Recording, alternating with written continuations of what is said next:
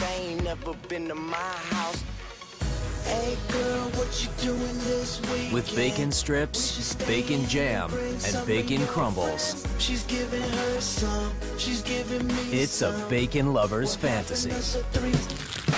We interrupt this commercial with a brand new commercial. Hey, what's up guys? Let me tell you all about sex. Men are more attracted to women when they're in their peak fertility.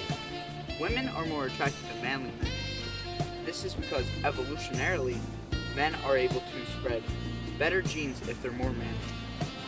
In general, people are more attracted to traits that would be able to spread the human race through evolution, such as large hips for a woman, as they would be able to birth a child, large breasts for a woman, as they would be able to feed the child, or in men, large muscles, as they could defend for the family. For organisms that reproduce, there's two key differences by how they do this. One being mitosis, which is asexual reproduction, and the other which is meiosis, which can create difference in the gene pool. For an organism to reproduce asexually, it will go through mitosis and create one identical cell. During meiosis, 4 haploid cells are created which are all genetically diverse.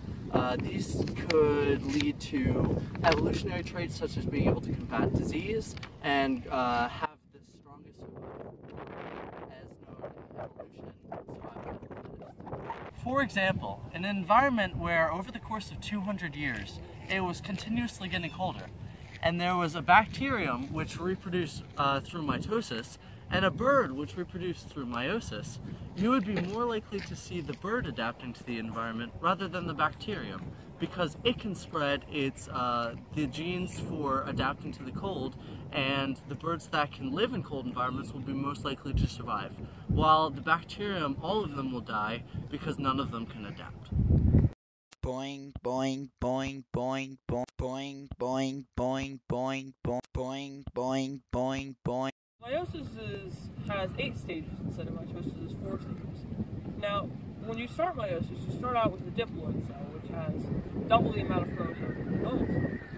And the last 4 stages of meiosis are very similar to meiosis, but the first 4 stages are where the difference is at. So in prophase 1, the first stage of meiosis, chromosomes start to cross over. They randomly cross over genes between the father and the mother chromosomes.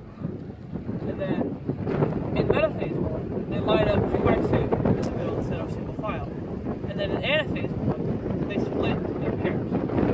Now, this creates genetic diversity because of the crossover and the fact that the genes randomly are chosen to go to each cell.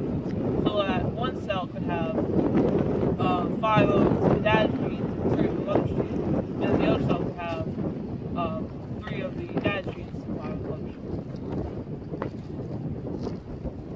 Now, since the cells are different, this creates genetic diversity. And genetic diversity allows organisms to be more adaptable to their environment, and it allows the species to survive easier.